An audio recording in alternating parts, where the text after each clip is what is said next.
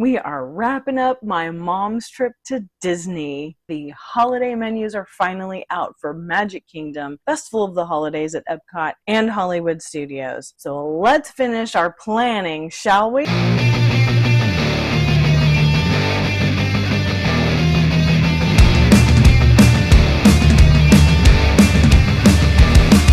Hi friends, this is Laura Kromzak with the Disney Slowdown, and we have been planning my mom's first trip to Disney for several weeks now. But when we left off, it was still Halloween season and Mickey's Not So Scary Halloween Party and food and wine at Epcot, which is my favorite. But we've got new menus and new items that maybe we'll try, or at least trying to see what my mom can eat because she is gluten-free. But before we jump in and start nailing down our final details, I wanted to let you know that my birthday bonuses episode will also be getting some updates. December 1st is right around the corner, and that's when those birthday bonuses for me and sometimes the anniversary gifts are going to start rolling in. So if there's been any changes to the terms and conditions for any of those items that I have on my list that I put in the description box, I will update them there as well in case you want to know what changes are being made. I've already seen a change for the Cheesecake Factory, and I'm not real sure about the time frame. I think I had a whole month last year. I may have a very limited time. I might not even be able to get that one, which is going to be sad. I don't know. We'll see if we can work it out in between going to Disney for a week, right? But let's talk about something that I've been thinking about quite a bit, and that is, what do you do if you're gluten-free and you're at Disney? What if you have picky kids who really like those comfort foods or those kid-friendly foods, but you are also eating gluten-free? That can be a challenge. I was questioning that myself as I was waiting for these menus to come out. And my mom's not a picky eater, and she doesn't really care if she has pizza or chicken strips. But what if you've got a kid that has that? And what about treats? I know that Disney's Rice Krispie treats, the popcorn, the caramel apples, those are all gluten-free, but is there a cupcake or a cookie or something that a little kid who's gluten-free can get? The answer is yes. Now, I don't have any specifics about the quality, but let's go through some of those items. We've already discussed at Magic Kingdom, there is a gluten-free bun at Cosmic Rays. So if a burger is up your alley and you're eating gluten-free, you can get the gluten-free bun there. Pinocchio's Village House back in Fantasyland, they have a gluten-free flatbread. They also have gluten-free chicken strips. They also have a gluten-free cookie and a gluten-free brownie. Now, I have no idea what those taste like. We may have to try one just for you, because I think that's a big deal. I mean, I've got friends that are gluten-free, and I always try to make some kind of a bakery treat that they can enjoy. It was by choice, but my workmates and I, we did paleo for a while. That was the one thing about paleo. It's like, but what if you just want a cupcake or a muffin or something to enjoy with other people? Friends of mine who have had little kids that had to go gluten-free, and then they had to bring their own cupcakes. It can be a challenge having a child who wants all the things they see and all the things that their friends are having, and then have to substitute with something that's subpar. I get that. That's a pain. So we will test out a cookie and or a brownie that's gluten-free for you. It's going to be packaged, obviously, but we'll see if they're any good, and we'll let you know. Now, in the other parks, you go to the map. We're going to go to dining, and I'm going to filter Hollywood Studios. Apply. Catalina Eddie's has your gluten-free items there. If you scroll down to the very bottom, that's where your gluten-free are going to be offered. So you got pepperoni and sausage pizza, which is gluten-free. A Caesar salad with chicken, gluten and allergy, gluten-free. Then you've got a cheese pizza, a kid's pepperoni pizza, and a kid's cheese pizza. You do have the allergy-friendly cookies, which we don't know what that looks like, or the brownie right there. So that's at Catalina Eddie's. I don't think there was a burger place here that had a gluten-free bun, but if they did, it would probably be at Backlot. Let's go over there and look. Backlot's kind of the burger joint. I wonder if they have it. Right, there we go. They have an allergy-friendly bun at Backlot in Hollywood Studios. And they do have the allergy-friendly chicken strips here as well. That's nice. And they have the brownie. Oh, I didn't know that. And cookies. Okay, so Backlot is a possibility. Then if we go back to the map and we go to, I don't know if EPCOT has it. Let's see. I never checked EPCOT, but I'm going to guess if they had it, it's going to be at their burger joint, Connections Eatery, because they do have burgers and chicken strips. Oh, they sure do. Gluten-free bun. They don't have chicken strips or puffy pizza. I'm not even sure where you get chicken strips or puffy pizza in EPCOT. I'm gonna be honest with you. We'll keep looking around, but aside from Connections Eatery and Cafe, I mean, I guess probably over here in Sunshine Seasons, that would be the other option. Let's look at the menu. They might have more stuff over here for gluten-free. It's unfortunate you got to go all the way to the bottom. They do have a lot of options at Sunshine Season. Here we go. Allergy friendly. Okay. So they would have a brownie. Allergy friendly cookies. So that's where you're going to find your allergy friendly cookie and brownie in EPCOT. Okay. But they do not have gluten-free pizza. They have a lot of other options. So if you have a child who's a little bit on the adventurous side, Sunshine Seasons is going to have more opportunities for them to try different things. And Animal Kingdom. Restaurantosaurus has the gluten-free burger bun. So you're going to find your chicken strips, burger, and you have gluten-free macaroni and cheese. That's nice. They do have the brownie and the cookie here. And one more place. I go back to the map. Pizzafari. It's on Discovery Island, and this is where you're going to find your flatbread pizza that is gluten-free. So if you've got a kid who has to have pizza and they're eating gluten-free, you have places to go in each of the parks to find that. I do want to warn you about the caramel apples. I personally don't trust caramel apples because you just never know what the apples are like inside. And I have heard from several, and I think it was in the AP group, there was a whole discussion actually last week about the caramel apples. They're beautiful. And they're huge. They're $8 a piece. And they no longer cut them for you. There used to be a time where you could get a caramel apple and they would slice it for you. So you would know before you walked out of the store if it was any good. Well, I've heard from several who say, I don't buy the apples anymore because they switched from the green Granny Smith apples to the Red Delicious apples, which in my personal opinion, Red Delicious apples are the worst apple on the planet. They're horrible. They have no flavor. I think they're artificially reddened. I really do. They're waxy. They're gross. And when you dip them and they sit, they get mushy inside. We had a lady who said that she bought 5 caramel apples at $8 a piece, got them back and cut into them, and they were mushy and gross inside. Just because it's Mickey shaped doesn't mean it's quality, and it doesn't mean that you're going to get your value out of it. Understand that. And when the people who go there all the time are saying, I don't buy these anymore, no matter what they look like, steer clear. That's your warning. And I know my daughter has done the same thing. She's like, oh, they look so good. Looks can be deceiving.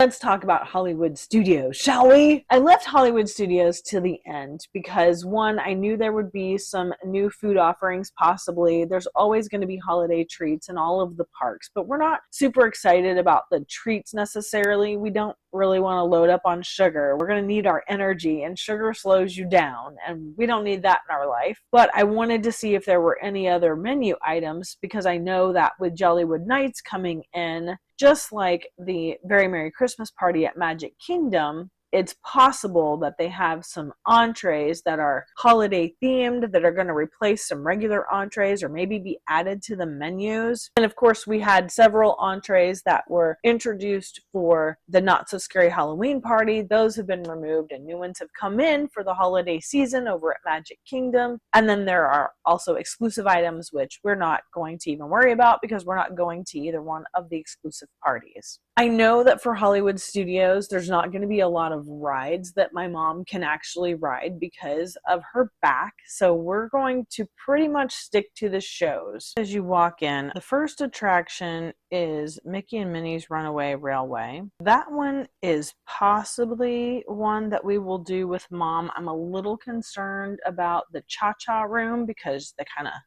move you around like that, but I think we'll be okay.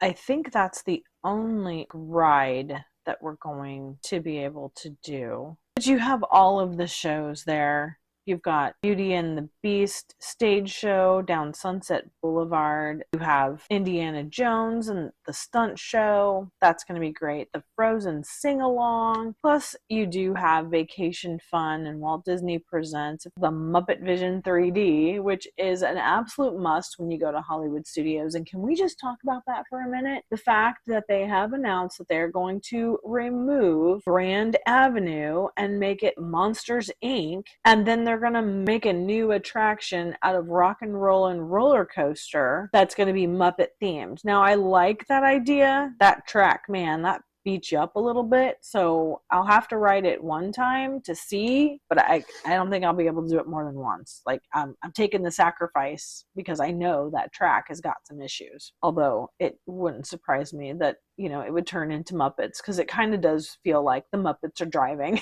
It's just sad that the theater for MuppetVision 3D is no longer, and a lot of people are up in arms about it. And I think Disney's making a huge mistake by getting rid of Grand Avenue. They're getting rid of classics and originals and legends, and they're replacing it for something that they think is going to bring more people in or make them more money. And I'm like, you chose Monsters, Inc. I mean, I like that show. Is that really something that people are just clamoring about? I think, honestly, Disney has not put out anything that's been super spectacular and amazingly popular in a very long time. And I think it's because they are trying to get out of their lane and they need to stay in their lane. They're making another bad decision. That's all I can say. Let's talk about Rise of the Resistance, because there's also been more chatter about this. Now, I'm not a person who knows and remembers everything and every detail about every attraction, nor do I care to hold that information in my brain, but my daughter does. When I told her that the pre-show to Rise has not been functioning properly for at least 6 months, and I don't know when the last time was that we even rode it, but I remember one time I rode it and they walked us through to the Stormtrooper room. Like, you walked right by the Stormtroopers. And it was actually kind of cool to do that.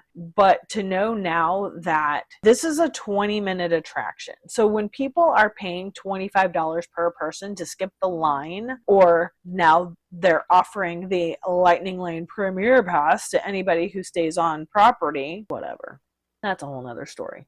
People are paying big money to skip the line to have the full attraction. And if you don't know, if you've never been on it, then it might still be kind of a cool thing. But from what I'm hearing, a lot of the immersion is gone because things are broken. And instead of Disney just shutting the ride down and fixing it for a short amount of time, they've allowed it to continue to operate halfway.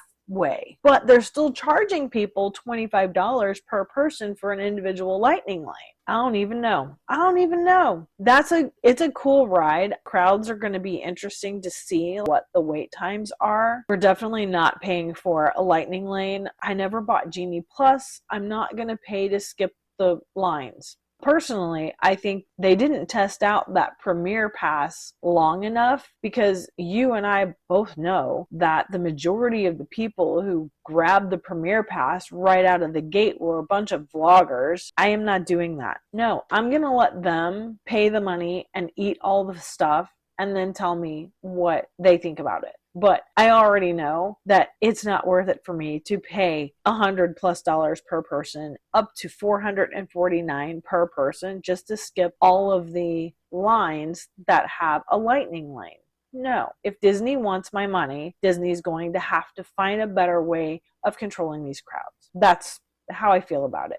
Disney's not the only game in town. We've really been enjoying SeaWorld. Disney's on the verge of losing a lot of loyal locals, and that's unfortunate. If you're choosing to pay to skip the line for Rise of the Resistance, because it's not just offered with the multi-pass, it's an individual lightning lane, so it's a per person. Know what you're getting. You're definitely not getting the full attraction because that hasn't been operating for a while now, apparently. So if it's $25 for you and your family of 5, that's $125 to ride one ride. That's a decision you need to make. If it's something you absolutely have to see, get there early, stand in line, or try to go at the end of the day. If you get in line before the park closes, then you will be able to ride the attraction as long as it doesn't break down. That's a gamble because if it does break down, then you might not get to ride it, and that could be disappointing for you. I don't know. It's just a decision you're going to have to make. I don't think there's anything at Disney that I'm willing to pay extra for. That's how I feel about all the parks. I'm not willing to pay extra. Some people are. That's my soapbox. I don't know what the situation with Rise is going to be when we're there with my mom. We'll see and just kind of play that by ear. It'd be fun, but she's not a huge Star Wars fan. She knows the storylines. I don't think she knows any of the newer stuff. I mean, we grew up in the 70s. We watched 4, 5, and 6, but all of this newer thing, that's all what Rise is about. I don't know that she's going to care, so we may skip it. Here's a fun fact, and I was so happy about this. We were over at EPCOT. We went over to Hollywood Studios because our friends had not seen Fantasmic. And they did a 6:30 showing, but the park closed at 7. So unlike Magic Kingdom, that's not going to run any of their evening entertainment if they close early for an event, Hollywood Studio does. So I'm really excited about that we are planning on going to Hollywood Studios on the day of Jollywood Night. So hopefully the crowds will be less and we'll get to do everything in that park, including Fantasmic, before we leave Hollywood Studios in one day. I'm telling you, that park may close at 7, but if you're doing one park per day, go on a party day. You don't have to wait until 9:30 or 10 o'clock to ride everything. You're going to have bigger crowds. Go on a party day. Toy Story Land, it's going to be a lot of fun to walk through there and just be the size of a toy. That land is really just fun. And they've always got the Christmas lights up. And because it's getting dark early, we should be able to see a lot of the holiday flair before we end up going over to Fantasmic. As far as what we're going to eat in Hollywood Studios, Docking Bay 7 has an amazing menu. Let's look at that. You can see they're going to be open. Well, they'll be open until the park closes, which is going to be 7 o'clock on this day that I'm recording this, apparently, because they probably have a Jollywood Night. Look at this. Here, let's go to the dinner. So they offer the Ronto wrap, which I do love, and they give you a side of chips. I can't remember if they're plantain chips, but this batu and beef and crispy tapata, smoked beef, braised in tamarind sauce, served with harvest vegetables. That sounds good. I'm not a tuna fan. I don't know that Mom is. I don't know how to say this. Kashik beef and sweet tapata salad, tender sliced beef, roasted sweet potatoes, and purple potatoes served on arugula and watercress, topped with spicy yellow aji sauce and pickled onions. That sounds really good too. Smoked Kaddu pork ribs and durian fried, well, you couldn't do the fried chicken, crispy chicken. We wouldn't be able to do that one. Ooh, crispy chicken served with macaroni and cheese and roasted harvest vegetables. Interesting. But the beef and the pork options sound really good, and it's something just a little different. My mom can always do a burger, but we're probably going to save the burger or Mexican for Magic Kingdom. But I'm thinking Docking Bay 7 for our food is where we're going to end up. The only thing that I've gotten at Docking Bay 7 was a Ronto wrap when I went there, and it was after Ronto Roasters has already closed because it's really only open for a few hours, and then the Ronto wrap is served over at Docking Bay 7. Here's another note. Magic Kingdom. I have been hearing a lot of complaints. I think there are Mickey and Minnie's Very Merry Christmas parties going on 4 days out of the week, which means the people who are only doing one park per day tickets, they are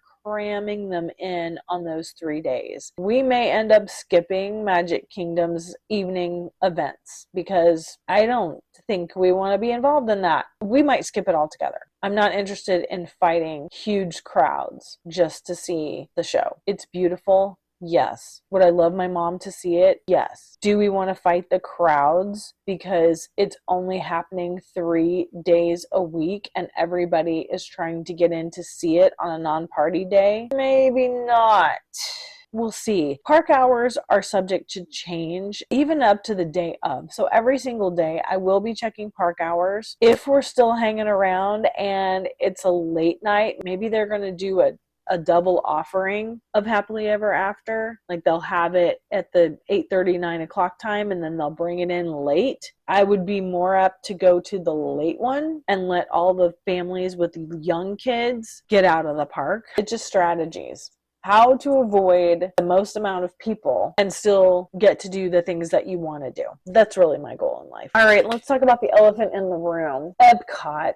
Festival of the Holidays. The menus are out. It begins this week. Well, I can already tell you what I think looking at the menus. We should probably rename Festival of the Holidays to Festival of the Gluten because holiday food tends to be really heavy on the carbs, which means a lot of bread. I don't know that there's going to be a lot of things from those food booths that we're actually going to eat, but we'll see what the vloggers say and maybe there'll be something that catches our eye. I do want to retract the fact that we may end up doing the cookie stroll. I know. I've been back and forth about this. There is a new mocha cookie with an espresso buttercream on top that sounds really good. So we'll see what the vloggers say about it. I still have high hopes for the Mexican cookie, which was the chocolate cookie with the cinnamon glaze on it. When I tasted it, you couldn't taste any cinnamon. If they rectify that and there's actually a cinnamon that comes out of that cookie, I would buy that because I thought it sounded amazing last year and they disappointed me. The black and white is always a good one. The Linzer cookie, I'm disappointed this year. Apparently the theme is hazelnut. I am not a hazelnut fan. I would prefer a Linzer cookie with a raspberry jam, but they're making it hazelnut. So I'm going to skip the Linzer this year. They do have a new gingerbread structure. They are making the Spaceship Earth, the big golf ball. They're making it out of gingerbread and it's going to be over in Communicore Hall and they're going to be selling a triangular shaped gingerbread cookie from there. As far as the other cookies, the Snickerdoodle one, that was gross last year. The peppermint pinwheel, I might even reconsider. I had several friends that were like,